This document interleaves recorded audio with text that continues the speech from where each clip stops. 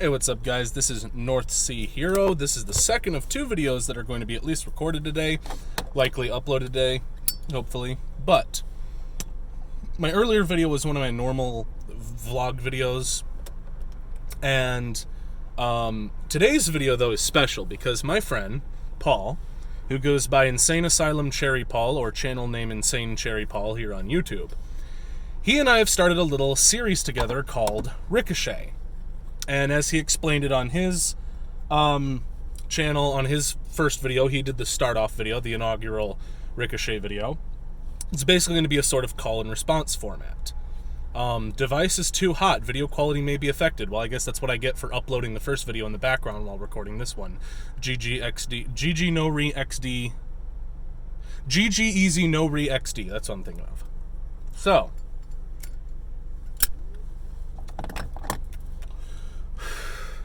for context, make sure you go back and watch Ricochet Part 1 on Paul's channel. Link is going to be in the description.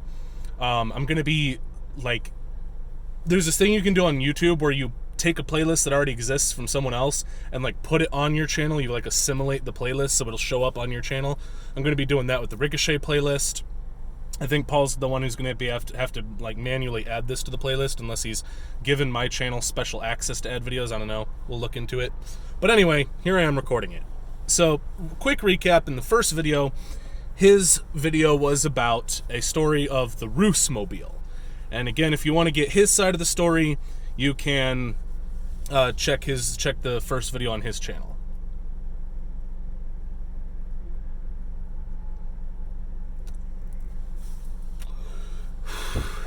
Now, there are a couple of different routes I can take with this initial response. And one of them might get tied back into later, depending on how this goes. Maybe not. We'll see. But I want to talk about the game we were playing, Call of Cthulhu. As Paul mentioned in his video, the Ricochet happened because we happened to be doing our weekly Call of Cthulhu session on April 1st of 2017. If you're not familiar with Call of Cthulhu, you might be more familiar with Dungeons & Dragons. If you're not familiar with that, where have you been for the past 4 decades? Because it's been at least referenced in almost every piece of pop culture media that's been happening over the past, forever. Not literally. The past several decades, though. Past few decades. Particularly in the 2010s, it got a huge boost with mainstream, with things bringing into the mainstream like Critical Role and other D&D podcasts. Never been a fan myself, but to each their own. It brought a lot of new players in, really brought it into the mainstream. So Dungeons & Dragons is a tabletop role-playing game. You sit down, one person is the DM, Dungeon Master. The generic term for which is GM or Game Master. So the Game Master in any of these games is basically the one who sets the scene. They describe what's going on to the players. You sit down, you have your pen and paper, or in modern times you have your character sheet on Roll20 or D&D Beyond or whatever digital character sheet you have on your phone or your tablet. Or you can still roll with pencils and paper if you like to keep it old school like I do. So the players will describe their characters' actions. It's a role-playing game, tabletop role-playing. I think we're all fairly familiar. Call of Cthulhu is such a game, but it is set in the mythos of H.P. Lovecraft. And the particular game we were playing was set in the just before and during World War II. Now, our game master had spun this elaborate tale. And the general gist of things is that in this version in this alternate reality, alternate history in his game, all religions and mythologies are effectively real. All gods, all deities, all spirits, they all exist. They all coexist. They're all real. Norse mythology, Japanese mythology, and Japanese religion, the Norse religions, Greek gods, all of that, and the Judeo-Christian gods, Yahweh, Jesus, these were all real. In fact, in his mythos, Ra, the Egyptian sun god, is the father of Yahweh, or Jehovah, who is the father of Jesus, making Jesus effectively Ra's grandson. Now, obviously, this doesn't line up with actual Christianity, the religion, the beliefs about God and Jesus. Nor does it line up with Egyptian religion, the ancient Egyptian religion. There was no Yahweh, no Jesus in the ancient Egyptian religions. Particularly no Jesus, for obvious reasons. I am a Christian male. Not the best at it, I'll be the first to admit, but I am one. I ascribe to the belief.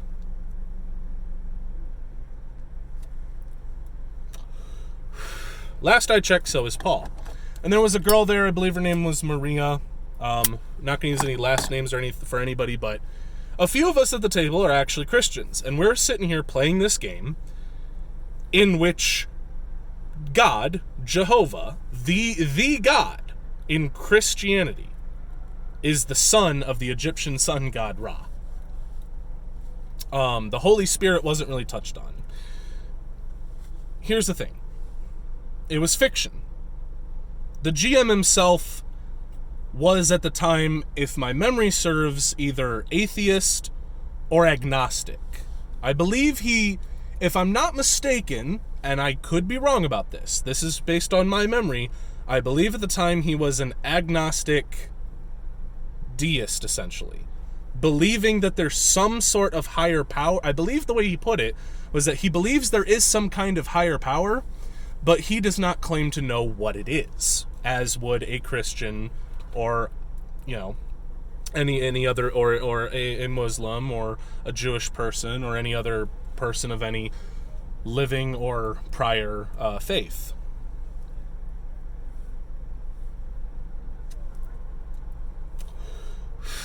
But here's the thing. Even though I grew up as a Christian and in a Christian family, we were never fundamentalists. I grew up reading Harry Potter with my mom. My mom would read me Harry Potter before bedtime, because we knew it's fictional. We weren't practicing witchcraft by reading Harry Potter, okay? When I play Dungeons and Dragons and my characters casting spells, if I play as a cleric of Pelor or Thor or, some Celtic or Japanese deity, I'm not practicing witchcraft IRL, okay? I'm not doing anything that violates my faith, particularly my personal faith, because Christianity really is big on personal faith, your personal relationship with God, particularly Protestant Christianity. Very big on your personal faith, your personal relationship with Jesus and with God. For those of you who aren't Christians or aren't familiar with American culture and American Christian culture and Christian culture in general, Protestant Christianity, particularly of the flavors most practiced in the United States, very centered on the individual and their individual relationship with God and with Jesus.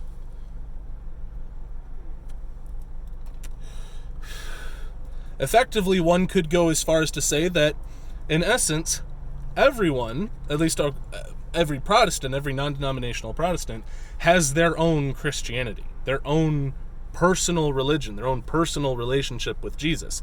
And we can organize together and practice religion, in its best form. This includes Christians gathering together with their churches to do charitable works for their community.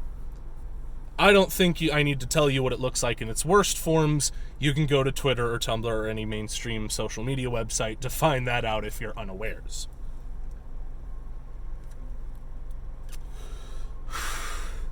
But I wanted to talk about this in essence of American culture and of values. Because one thing that a lot of agnostics and a lot of skeptical atheists will agree upon is that the core fundamental Judeo-Christian values, particularly the good ones, the ones that people agree on, the ones that are all like nice and hug-boxy, really built sort of the foundations of Western society. Things that we, in modern times, allegedly hold dear. Things like innocent until proven guilty, presumption of innocence, things like that in the American justice system, or at least the ideal American justice system that we all believe in to help us sleep at night. A lot of these things originated with Christianity, with the Judeo-Christian core beliefs and values. I did a video about turning the other cheek and what it really means, and what it really means to turn the other cheek. The sort of idea that everyone is equal under God.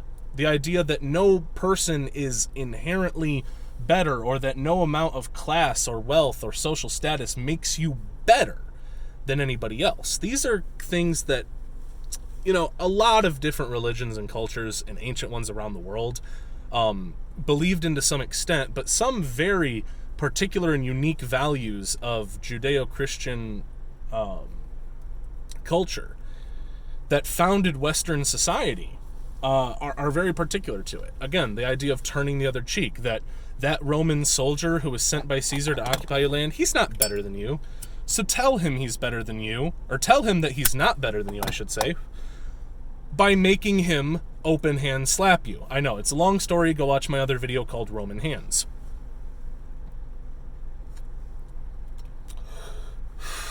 But a lot of people's perception of Christianity, unfortunately, does come from the vocal minority, the loud minority. The fundamentalists who will tell you that they're better than other people because they're Christian.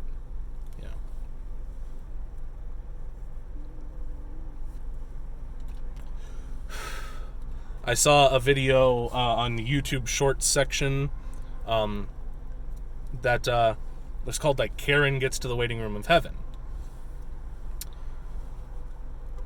A lot of people will bring up something called the no true Scotsman fallacy whenever people bring up the difference between Christianity and fake Christianity.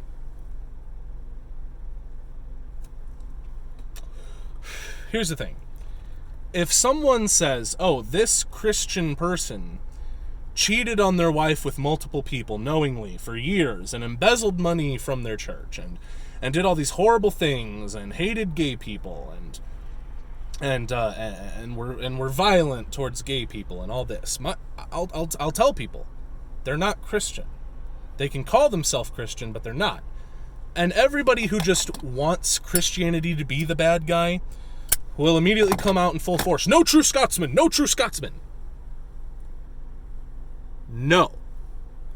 No. That is not a no true Scotsman fallacy. That is called things having definitions or meaning. Okay? Words having meanings. If there's a person born and raised in Scotland and they order water at a restaurant, and you say, well, no true Scotsman would choose water over beer. That's a no true Scotsman fallacy, okay?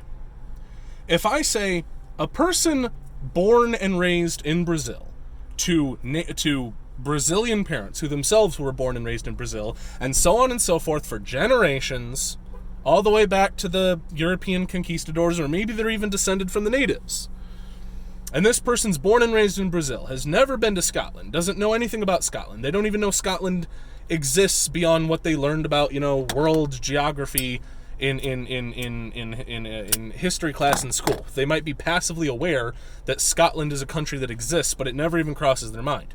If I say that person is not Scottish, that's not a no true Scotsman fallacy, okay? That is the word Scotsman or Scottish having a definition. So if I say a person who does not believe in Jesus, who does not believe that Jesus was the Son of the living God, who died, was buried, and who rose again for their sins, is not a Christian, that's not a no true Scotsman fallacy. That is giving a definition to the word Christian.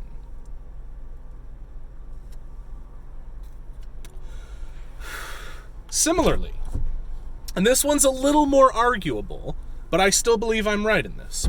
If I say a person who believes that Jesus existed and that he was the Son of God and that he died for our sins, but makes no effort whatsoever, not even a token effort, to live life according to the teachings of Jesus, that person is not Christian. That's not still a no true Scotsman fallacy. That's just giving a definition to the word Christian. You can disagree with that definition if you'd like, and we can have an argument or a discussion about whether that definition of Christian is correct, or if just anybody who believes in Jesus and believes that he was the Son of God and died for our sins is a Christian. We can have that discussion. But it's not a no true Scotsman fallacy, okay? The word Scotsman has a definition. Calling a Brazilian person who was born and raised in Brazil and has never been to Scotland in their life as not a Scotsman is not a no true Scotsman fallacy. I'm not saying they're not a true Scotsman. I'm saying they're not a Scotsman at all. That the word has a definition and they don't fit that definition. Similar to, let me put it this way. If I said I'm a doctor and you said, no, you're not a doctor, you don't possess any doctorate level degrees, let alone a MD, you're not a doctor. That's not a no true Scotsman fallacy. Because the thing is, there's nothing physically stopping myself from calling myself a doctor, right? Nothing physically preventing me from doing so. I could catch legal trouble if I gave medical advice while claiming to be a doctor when I'm not. But if I look into this camera and say, I, Mark, North Sea Hero, am a doctor, see? I did it. I just did it. It's not true, by the way. That was a hypothetical example. But there was nothing physically stopping me from doing so. Similarly, there's nothing physically stopping a person from calling themselves a Christian, or a Muslim, or Jewish, or a Buddhist, or a Taoist, or a Zen Buddhist, or a Norse neo-pagan. Even if they don't believe any of the things or don't practice it, there's nothing physically stopping a person from referring to themselves as such. So here's the thing.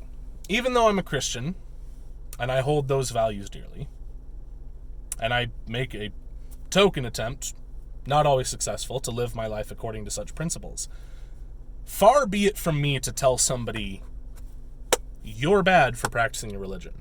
Now, one thing a lot of people will bring up as a sort of negative against Christianity is that they'll say, oh, would any other religion tell people of other religions would any other religion tell their own people ours is the only true religion? Well, the answer is yes. Islam, Judaism, some others do. But I don't think that's necessarily a bad thing in and of itself, right? Because one of the principles of Christianity is that there is no other God. There is no God but Jehovah. That is the God, period. And all other gods are man-made. Ours isn't, yours is. And that's very polarizing, and I can understand why that's polarizing, but at the end of the day, the way that I described it to my sister is a lot of Christianity pretty much comes down to the chatty yes. It's like, oh, so you're going to go and say that your God is the only true God? Yes. Oh, you're going to say that all other religions are incorrect at the very least? Yes. Yes. And you can disagree with me, and you can live your life according to the way you want to. And that ties back into a video I uploaded a while ago called What Does Unity Look Like? But in the end, whether you're a Christian or not, I think one of the big lessons that engaging in that game and engaging with people of other faiths and other cultures and other walks of life can teach us is that even if you are religious, and even if you believe based on your religion that yours is the one true correct one, that's not an excuse for A, failing to uphold any of the tenets of your alleged religion but still claiming to be a member of such, or B, treating people negatively or unfairly as a result of that. And I want people to understand that I don't do this. Okay, I don't look down on Muslims or Jewish people or people of Shinto or Taoist or Buddhist faith as being bad people or haha lol you're wrong XD, my God's better than yours lol. I mean, my God is greater is one of the tenets I believe in. My God is the real one. The one true God. That's one of the things I believe in. But far be it from me to tell you you're a bad person or you are wrong morally for ascribing to your beliefs. And I think both making people more aware of this and getting people to stop doing this, and getting people to recognize when people like me are not doing this, so that there's no false blame placed on people like me, are things that I both think are very important. So I wanted to talk about this sort of through the lens of American culture. I know this might have gotten a little bit heavy for the series, I don't know, but this is just something that, that story of the Call of Cthulhu game, that fictional game where all religions and mythologies are real in this fictional universe, and this is something we all understood.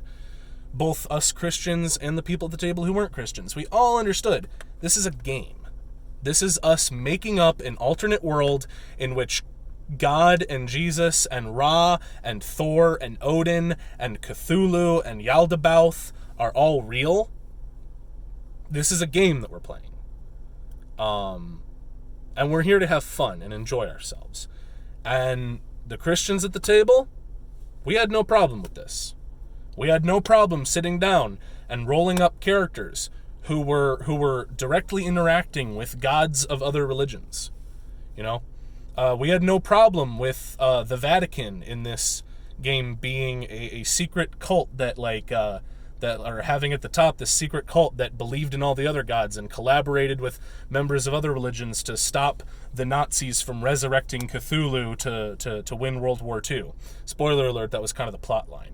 One of my favorite things, too, was that in his universe, the crucifixion of Jesus was a real event that happened, but in this universe, his crucifixion and death did what it was to save mankind, but it was actually a ritual to reseal Cthulhu, to strengthen the seal on Cthulhu. So Jesus, in this alternate universe, Jesus was real. He incarnated in the flesh to save mankind by dying on the cross, but the difference being that it was actually to save mankind from the awakening of Cthulhu. And I thought that was cool. I thought that was cool as all out, okay? And this is the kind of Christian life I strive to lead. One where I interact with people in these kind of ways. And try to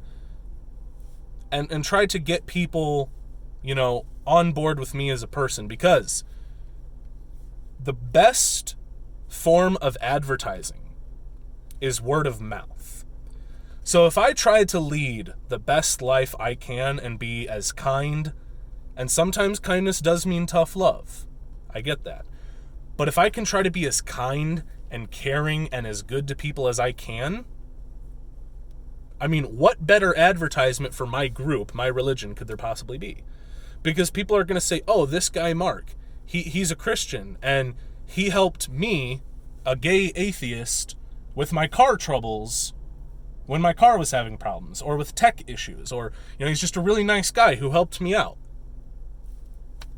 Living that kind of life, not only is it the best kind of advertising you can do for your group, it's just what you should do in general. Anyway, this went on for a little over twice as long as I had intended it to. So, this is North Sea Hero with episode 2 of Ricochet. We'll be waiting with bated breath to see what Paul's response to this is. And as always, this is North Sea Hero, signing out.